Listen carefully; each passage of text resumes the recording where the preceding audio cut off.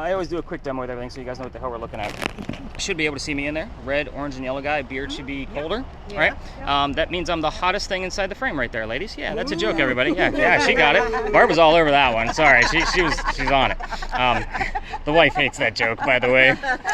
And the bridal parties, like, good lord, that one slays. Like, somebody's normally on the ground. I'm like, okay, it's not that funny. Get your drunk ass up off the ground. But anyway, so we're looking for those cold spots, right? So those cold spots are going to be blue and black. We're always going to have blue and black in there, but I'm looking, when I'm spot checking it, and you guys are watching this in real time, is for those black and blue spots to actually move or to take shape. When I say take shape, I want a head, shoulders, moving arms and legs. That's what I'm looking for when I'm spot checking this video. That's what we've caught in the past. Hopefully that's what we'll capture again. I love to give you stats. Yes? Any chance of any of these things attaching to one of us? Let's pause the video and answer that question. Thermal imaging. So blue and black. Giving you stats about what my equipment does. I always love to tell you, because I'm not a TV show host, I'm not a YouTuber. I capture about 4 to 5 pieces on this guy per year, not per episode, and that I would put my stamp of approval on. However, I do have dozens of others that are kind of a, okay, maybe. And a lot of that comes out of the blue dot that I have set up bouncing around the screen. It is there bouncing around the screen, showing you the coldest spot in the frame at that particular moment. So I'm looking for 15 plus degree temperature drops out of that, of something that's moving. We might not be able to see a blue anomaly, but that blue dot that's part of the application for this FLIR will be moving, and it will be below 15 degrees. What's tonight's temperature? I write down 72. So it's going to put us at 57 degrees and colder is what I'm looking for out of that particular blue dot. I'll stop to make sure, and I'll do freeze frames, make sure it wasn't a can on the ground, a sign that caught some wind, somebody's glasses. You guys see the point. Yes. So with this camera, super fun to watch. You guys will get the full video back. So Shannon, we're not going to record in. There we go. Sorry. So the slaves, it's not that we haven't had things come up in the slaves. I just can't verify any of it because those records are gone. So I like to find things that I can actually verify. As far as Charles, one of the Charleses go, it's usually not one of them. It's just an instance. What we're going to be discussing is actually Eliza. But back to the Charleses. The son and the nephew were signers of the Constitution for South Carolina. Big deal for us. I hate politics more than all of you during an election year. Kathy, does that smell like really bothering you? Do we need to move? Oh, okay. We can move. Let's move. Yeah, let's move over there. I can't taste or smell, but all I smell is bad.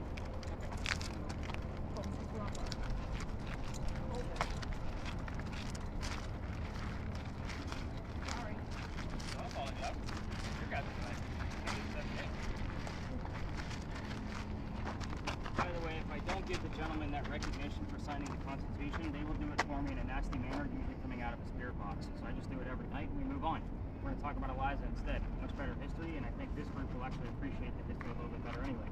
Eliza married Charles at a young age according to today's standards. I say it that way just because you're going to ask her how old she was when she married.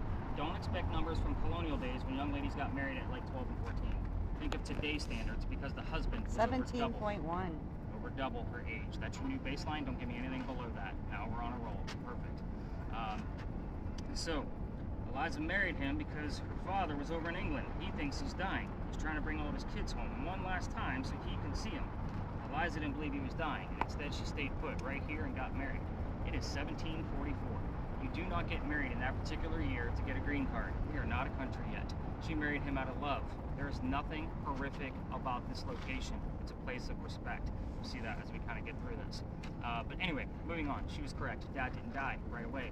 Instead, he started sending her gifts from England to where you're standing. One of those gifts that he sent her happened to be the plant seeds of indigo. A lot of you are wearing it right now because that's what we use to dye our blue jeans. It makes blue dye. So when she got those seeds, no idea what to do with it. She had to learn from her servants. 18.4. How much? 18.4. She had to learn from the servants and slaves how to keep it going because it's obviously not warm here all the time. You guys are wearing hoodies and long sleeves. And then she had to learn how to make the dye, moved it to a cash crop, and told her dad that the rice plantations were going downhill in price. They were going to make a killing with the indigo. We now have an international businesswoman during colonial times. Something absolutely unheard of. Now, that's the boring business stuff of Eliza. Let's get into the weird shit, because that's why you guys showed up. I'm going to assign questions to you guys. Now, what that means is you guys can cherry pick and do whatever you want to with these questions, but if you do go rogue and ask your own questions, there's 3 small rules. The yes-no thing, don't bother. I don't count any of that as evidence. Secondly, be respectful while we're here. Again, she will not respond, and if one of you gets out of line, all activity will stop. That includes the EMF readings that we're getting that are coming out of Margaret's device. Have I screwed up anybody's name yet? No. Okay, good. I'm going from like 65 to 45 back up and down. I'm by Barb, between you and Barb. Between us? Uh-huh. Okay. And we're recording? Yep. Because we're going to test that pole once we separate. I want to make sure it's not the pole, because that metal will hang on to the wind a lot easier than the wall will. And lastly, do not ask about Eliza's children. I will explain before we leave the space if we consider it disrespectful if it's coming from a stranger like one of you. So what's going to happen here is I'm going to assign those questions, but if you're asking questions, that answer can go to anything that can receive communication, including the audio from the camera and my voice recorder. Danielle, you're going to be focused on Eliza's death. 4 majors that we get answers to: age at time of death, how she died, where she's buried, which president was a pallbearer at her funeral. So age, how, where, president. Those are the easiest way to remember that. So Kathy and Barb, you two are going to be kind of working in tandem. I'm hoping they're going to work together. Here's why. You're going to be looking for Eliza's full initials in order, ELP. I don't want them mixed up in any way. Reason why is because the L is hopefully what you're going to find out, because Eliza that I just told you about is the second wife named Eliza from Charles back to back. First wife named Eliza also had a maiden name that started with the letter L. So we're going to figure out which one we're dealing with by using your word device. Granted, you could be getting answers from somebody else as well, so we'll kind of see how that one goes. And last but not least, Debbie, your device only gives us like usually 1 to 2 syllables at a time. Your questions are pretty simple. The mansion's not here. What happened to it? If we get the what, we often get 2 or 3 numbers from the exact date of when that tragedy occurred. I'm giving you a clue. It was a tragedy. So kind of keep that in mind. Remember that those answers can go anywhere, so anybody with a spirit box, you're going to tell me all the silly things that you're hearing. So we'll start off with Danielle. Have you heard anything else since last week? I know you were kind of No, focused I on turned it down. Okay, perfect. Sorry. 18.4 was our last number. Yeah. Okay, and Kathy, what are the last 4 or 5 terms that we have coming out of yours? Received, British, extend, leg, Okay, we're good. Keep going. measure, atom, turn, student, jungle, barely, seriously, conditions, trance, port, sharp, carpet, accept, tissue. Okay, so the British and the leg piece, I'm actually really, really excited about that. This is me excited, everybody, in case you were wondering.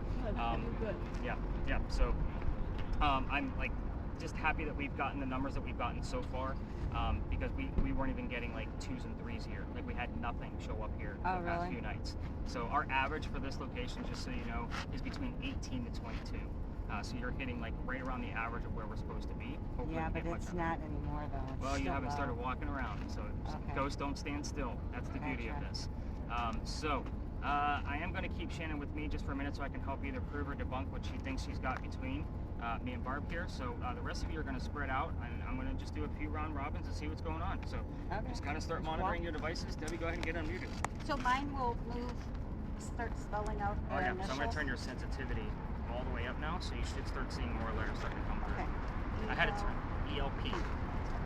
All right, so keep your camera focused, Shannon, just so I can kind of see what you got going on. Where was it? It was like right between you and Barb, and it was coming up like under here, Okay, and then this one was changing too. so right up here is the windows from that car. Okay. So you see like the black blob? Yep. This right here is the pole. Okay. Oh, sorry. And then the ground is always going to change temperature because we have mud, gravel, dirt, concrete. Like there's a lot of different material in here. So the ground is always going to be like a weird, funky color and always move. Okay. So I'm going to also prove a point. Let's go closer to the wall. Try to get just the wall, like this part right here in the frame, and I'm going to prove a point. Perfect. See how it's nice and red? Watch what happens when my hand comes into view. It should turn blue. Yeah. The reason why is because it's going based off of what's inside the frame. So you see how I was showing that my ring is obviously the coldest spot. Right. But that's the reason why you want to try to keep one of us in view first off. Gotcha. And- Well, yeah, I had both of you in view, Right. and I was kind of like in the middle of you. But like this, when things start going like below I would say like 75 degrees ambient temperature for us. That's when like metal things out here, like the sunlight's gone. So the Right. sunlight's gonna hang onto the cement, not the metal. Right, I know, because look at the cement. The Mhm. cement's, or the dirt, whatever it is, it's still Right. warm. It's still warm. Yeah. So when I'm watching this video, the only constant warm thing in here is the wall. So I'm looking for anomalies going across the wall because, again, things on the ground, most of it could be a lid from a soda can, or it could be a smashed beer can on the ground. And Mhm. again, without having all of the footage to be able to determine what that is, and you can see that there's a delay on there too. Yeah, that's so cool. It'll also put white outlines on things that it thinks are objects based off of where the temperature differences are. Oh, So That's it tries good to, to know. because it only sees in 2D, so it knows that we see in obviously regular dimensions. right. So it's trying to help us out a little bit. Hopefully the technology for this will advance in the next 5 to 10 years. But right now, this is the most, I guess, cost-effective way to be able to get this technology out here, and it's the most advanced, cost-effective way I could do it, attaching it to a cell phone. That's what firemen would use to that's throw on their pretty cool. phone, by the way. Like, that's just a quick piece that they can keep in their pocket and throw it on their phone when they run into a burning building going to look for people, because obviously the fire is going to be white hot, so that way they can see around that, and people are going to be much cooler than that, so they're probably going to fall into that blue to like orange category. So what if I start seeing black stuff on here? If What you does start that seeing, mean? so Look it right here. right, it's because it's moving. You're moving the camera. You're not always going to stand still because it's not on a tripod. Gotcha. So because like I don't know what you're picking. You might be picking up like the edge of your finger plus my hand. Every time it comes in, it's going to change the color formations. That's in my finger. Right there. So the camera's right here at the bottom left. Right. So if you're holding it down here, it's going to pick up on the very edge of your finger. Okay. Gotcha. You got this. It's fun to watch. It is freaking cool.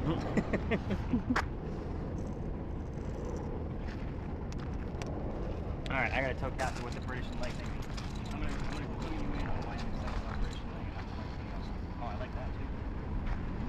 Ooh, I never saw this bad. You are Okay. lying. So, now, the reason I'm excited about the British, see how close they are? So one of Eliza's children was actually in a Revolutionary War battle, and he was captured by the British after they shot him in the left leg. That's awesome. Yeah. So I'm excited about that. So hopefully we got Thomas around here tonight. There you go. Okay. So don't tell anybody the name Thomas. We'll see if he pops up. Well, I got Fallon. this. It's gonna be me. I think you gotta go on first. Me too. Anything else for you?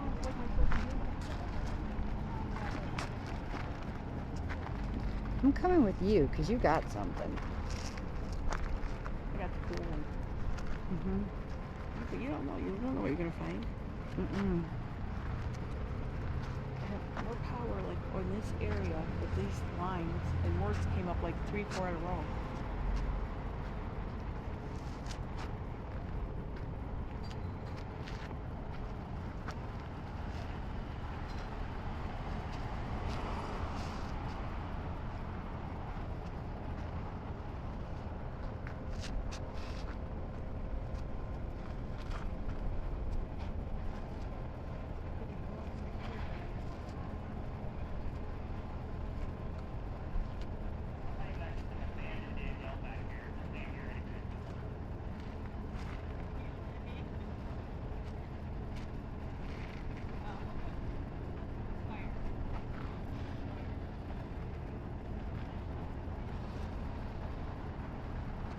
I think it's picking up the car.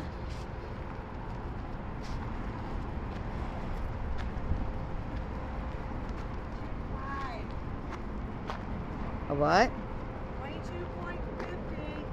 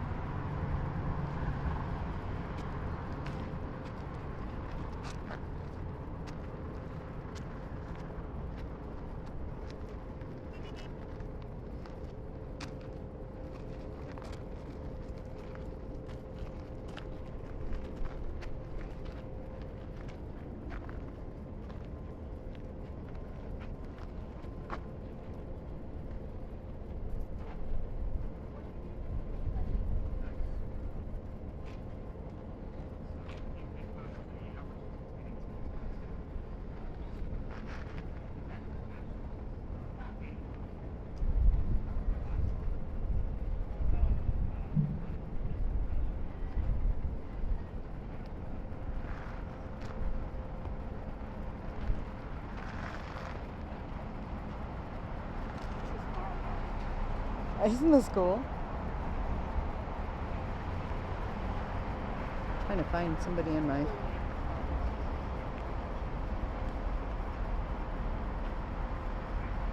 it's picking up the car over here.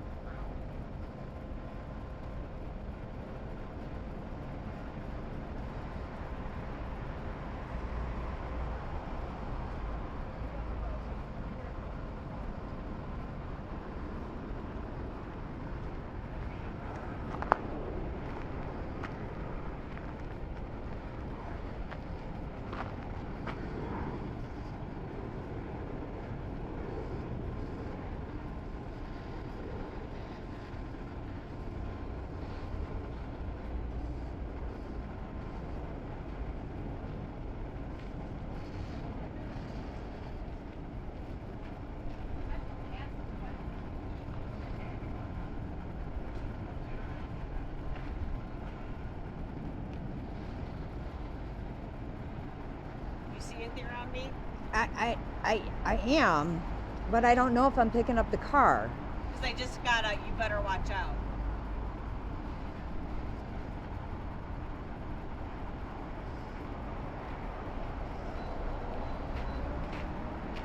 I just got a, you better watch out, and she said she picked something up around me. But like I said, I didn't know if it's the car. They're definitely picking up on the ground behind her. Uh-huh. It's a pretty decent drop though. Yeah. So definitely have to keep an eye on that when I upload those videos, it goes to YouTube, so I can watch it on a computer, Uh-huh. and then you guys can watch them on your TV. So that way, That's even with cool. like even when I have a full group of 10 out here, that's the guy behind. Just in case you were wondering what that thing was flying by, he was swinging a bag. I saw Oh. it on your camera. But anyway, so Yeah, because I mean, I got her knees. That's all I got. yeah. When I have like a full team of 10, I have like all 3 cameras out and all of those things. Look at over by her. It's 27. It's dropping down. She's on her left side. Well, my That'd be- left side. Yeah, that'd be her right side. So let me make sure there's not a can on the ground. or anything. Yeah, it keeps moving in front of her.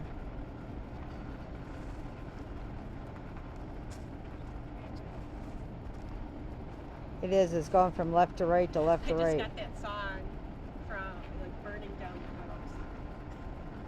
Just kidding. It is the second Shit, year. I swear. I don't know if this means anything, but I got Tux. T-E-X. Does that mean anything? No, but it's spelled something, so that's how I learned it. Yeah, anything with 3 letters or more is spelled something. Okay. Anybody here from Texas? No.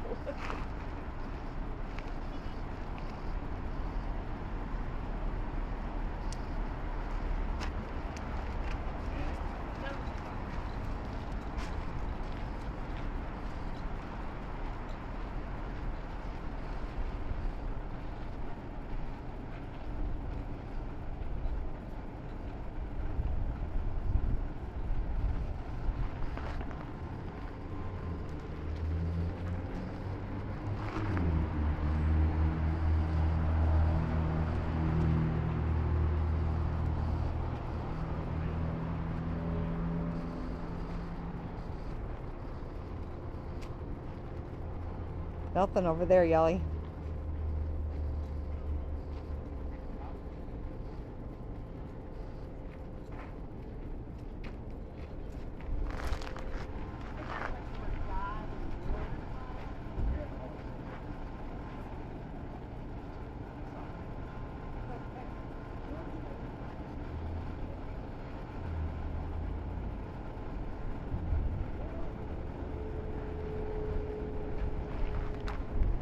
It keeps going back to that corner where she was.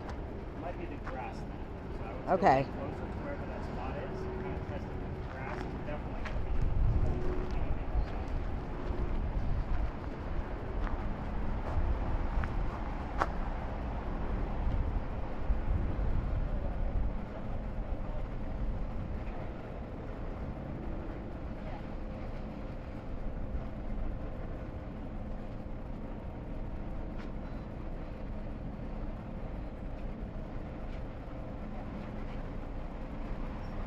Yeah, maybe it is grass.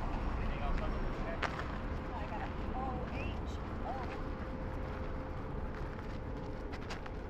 OH. Man, now it knows you're a hoe, Barb. No, I'm actually from Ohio. So is there an I in there? Nope, it's just OHGH.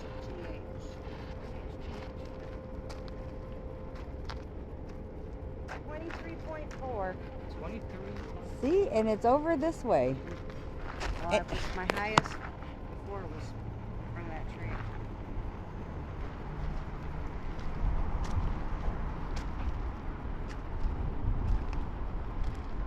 Let me see what's going on with Kathy's device. I'm gonna wrap this up. There's a lot of good setup clues, and I don't want to ruin it. And all of a sudden, she decides to go away.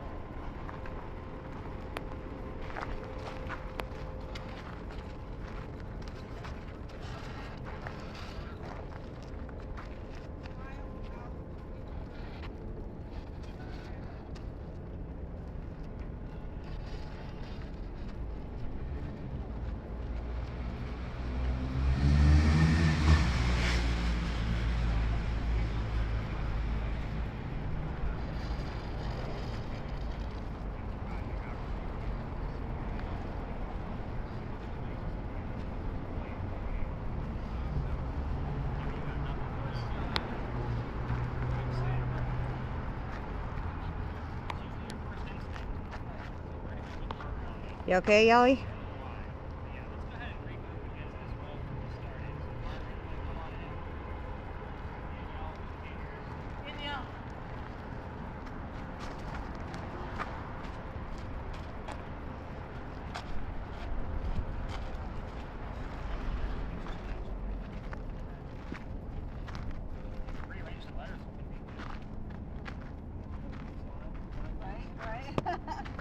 Anything else needed? Do you want me to stop recording? Yeah, let's go ahead and give your hands a break, and you can be relaxed with it now once you hit the stop button. Let's necessarily try to keep one of us in view while we're here. Okay. You're going to just basically keep it off to the side. You can even hold it like down like a normal person, but out. So that way. Like this? So how I would hold it while we were here, camera on the left, but I would hold it like this. So that way you get a nice long view of the alley. So if you Like want, this? Yep. Inside? Like this? Yeah. So Okay. I would put it. Yeah, there you go. Okay. But that way you get a nice long view of the alley. So that way, if anything does come in here, by the way, if people are going to come through here, which is other tours, they will come out of that ivy wall because there's a little stairwell right there. They're not ghosts coming through a gate, and then they will come in the same way that we did. I don't foresee that happening. I just like to give you guys the heads up that if we get interrupted, we will split the C's, let them pass, and we will continue on. Okay. How are we doing with the little Ouija board? Anything going on? Good, nothing. So I'm excited about cows, everybody. Okay. I'll tell you why, like towards the end of this. That's actually, I know we probably had it closer to, the Pinckney Mansion site. We did. But again, if Debbie felt somebody following us, then he is probably just reminding us of what the hell to talk about while we're here. Welcome to Philadelphia Alley. You guys heard about this on your carriage tour, I take it? No. Where'd you guys hear about the duels then? I'm from when I was here before. Oh, okay, gotcha. Sometimes the carriage tours will point out that the ghost tours will tell you about duels down there. But this used to be called Duelers Alley. So this is where some of the duels used to occur. And I say some of them because they were illegal. They had to find hiding spots. This just happened to be one of them. So do like back to back, Yep. 10 paces, Yep. turn and shoot. You got it. Try it. Okay. Ready? Right, how far? 1, 2, 3, 4, 5, 6, 7, 8, 9, Count 10. to 4. 1, One, 2, 3. 3, Boom! 4. You turned before 4. I won. So I'm I've not actually dead. seen tours like that have their guests like acted out. I think that's the first time that's ever happened. Like you guys doing it for yourselves. But yes, Welcome to our world. I'm glad you guys are having fun with this. Like, Oh, that's this the is whole great. point. This is great. This is so much interesting compared to what they would normally show us. Well, wait till you see what I'm going to be doing to you guys to the next few spots. Right. Maybe you won't think so much. So, with the duels, we all tell the same damn story. Every ghost tour comes down here. But I'm just going to give you the same story with a few extra details because you're ghost hunting. Things like cows are not going to be talked about with other ghost tours while you're in this alley. I'll tell you why the cows are relevant before we leave the space. So here's how the story goes. Doctor moves down here from Rhode Island. His name is Dr. Joseph Brown Ladd. If the song Brown-Eyed Girl shows up on your spirit box while we're here, not coincidence. We see it all the time. It's part of his name. And that just kind of reminds me, Ouija board, where's that at? So Barb, in the event that you see the letters R.I. for Rhode Island, let us know. And it has to be in that order because it's only 2 letters. But anyway, back to Doc. He moves here because he's supposed to get married to his fiancée, Amanda. Amanda just inherited a lot of money from her dead parents, and she is an attorney helping her out with all of the cash flow that she just got. Well, the attorney thinks that Dr. Ladd is just after Amanda's money, so he tells Amanda, get rid of the doctor. So doctor I have comes... hog. Do you really? Yes. Oh, Hog. God. Doesn't get any better than this. I can't make this shit up, I What swear. is it? She What has is hog. Hog. I'm just going to skip right to why this is all relevant, so I'm not keeping you guys in the dark. So we're going to put a pause on the doctor for just a minute. Before this place was called Dueler's Alley, it was called Cow Alley. The reason why is because this is where they kept the livestock for the city of Charleston. So just keep that in mind when I tell you like the very end of how I got kicked out of here, because that's actually part of that routine. But I'm excited about cows and hogs right now, to be quite honest. I know it sounds very odd, but these are small, subtle clues that you can't make it up. What am I supposed to be looking for besides R.I. Rhode Island. Rhode Island, yes. So Doc moves down to Charleston to prove that he's not after Amanda's money, and he's going to start his medical practice here. On his way into town, he had a coachman. The coachman set him up to be robbed and killed. It's like having... Von. What was it? Von. V-O-N. Nope. That's... I can't even rearrange it to make it work. Okay. Bob. Oh, yes I can. N-O-V. November. Yep. Son of a bitch. That's keeping me on my toes for sure. Good one, Barb. Yeah. I would have never have even looked at that. But she, I'm glad she did notice it. November is actually relevant here too. So, we're always going to have people staring at us too, by the way. Whenever there's people walking by, you guys are holding blinky light devices, they're all probably like, what the hell are they up to? Yeah. Anyway, the doc. This guy set him up to be robbed and killed, and that's like having a really bad Uber driver in today's world, so be careful with your Ubers. Secondly, somebody's walking by and seeing what was about to happen to the newcomer, and the person walking by, his name was Ralph Isaacs. Initials sound familiar? R.I. That's exactly why I bought that device that Barb's using. I was getting RI on regular spirit boxes. I bought that to verify it. We've had RI show up about 6 or 7 times in the past year and a half that I've had this thing, but only when I bring up Ralph's name. So that's the reason why I bought it. I wanted to verify where it actually went. 2 different characters. Moving on. Ralph tells the doctor, hey dude, I know this guy, the coachman. He's going to try to kill you. Why don't you come with me? I got friends at 59 Church Street. They'll rent you a room. You'll be safe and good to go. Well, Doc took him up on the offer, and the 2 gents became friends. The longer the doctor stays here, the more money he's making. He's proving his point. He's not after Amanda's money. He's making his own. She gets wind of this. She's moving down so they could be married, and Dr. Ladd became known as the Whistling Doctor because he whistled all the time. It's the 1700s. He's a happy guy. This is the reason I hate the story, by the way. Every haunted city you will ever visit is going to have a cliched whistling ghost. We all have one, and this one just happens to be a doctor. So why are we in Dueler's Alley? Dr. Ladd and Ralph go see plays together. They can't sit next to each other because the doctor makes more money. That's the hierarchy of Charleston. He gets better seats. So, on the way home from seeing Richard III one night, they're arguing over the actress they just saw because she was new to town and neither one of them 2 gents knew who she was. Doc thought she was great. Well, Ralph didn't. And then they start arguing. And Ralph is insulting the doctor's fiancée, Amanda, back home in Rhode Island. It got really ugly and they go their separate ways. Ralph goes to his friends at the newspaper after the argument and places an ad in the paper telling the whole city of Charleston what he thinks of the doctor. Kind of you're a disgrace to society kind of bullshit. Well, Doc saw this ad and he rebutted with, let's just go to Dueler's Alley. Let's settle this. Somebody's going to die. Keep in mind, this whole thing started over an actress. She was really dumb back in the 1700s. Anyway, they came down back to back just like them 2 did, and they basically took their 10 paces. They turned, Doc pointed his gun in the air and shot. He didn't want to kill his friend, he just needed the courage to show up. That's often what happens at duels. But Ralph still has his 1 bullet, and he puts it in the kneecap on the doctor. Doc didn't die, he fell to the ground. His friends picked him up, took him home to 59 Church Street. He died 10 days later on November 2nd of 86, after refusing medical treatment. 2 things about that last statement. First off, it's 1786. Gunshot wounds are a lot different back then than what they are now. And secondly, he is a doctor. He probably just thought he had lead poisoning and tried to bleed it out himself. Obviously, he failed because he died. We're going to let these 3 folks pass through, like once they come through. Have anything else coming up on that thing since you've been so good at it so far? Yeah. You're like, No, not yet. Nothing yet? Hi, folks. Hello. Hello. How are you, Hello. sir? Come on through. Nice to see you. Oh, nice to see you. I didn't recognize you from all the way down there. So, That's the lady, the cookie lady. Yes. Oh, yeah. that's the what? The cookie lady. She's at the Cookie cookie place. store. Oh. She's got About Kit Kats on cookies. her shoes. Talking about the tour guide or is it the other person? The The one you said hello to. The Okay. one far to She the works left. at a cookie store. She's also a tour guide down here. That's what Oh. she's doing. She's running a tour. Okay. Yeah, she's taken my tour, I think, twice now. Just kind of seeing what I'm up to out here. Again, I don't always have a lot of friends in this industry, so the other tour guides are always kind of like, what's he up to now? What kind of gear has he got? But anyway, yeah, this is a weird thing to do. Like, you don't find events like this in other cities, just so you know. If you do, it's a rarity. But anyway, let's talk about how I got kicked out of here. I've already talked about how this place was called Cow Alley, but I'm going to point out one thing I didn't mention yet. There used to be a wall halfway between where we're standing and Cumberland Street up this way to kind of keep all that livestock in check. That's why this is so important, is because they started down there by Queen and worked their way this way over the years to build the alley. So this is still where they kept all the livestock, because the bricks down on the other side are sun-dried bricks from slave children. There's a full hand from a slave child down one of those bricks down there with some fingerprint swipes and others. I used to take my groups all the way through as a history lesson. There's nothing paranormal about that brick. You already know how I feel about cemeteries. That's the last place you're going to find that kid.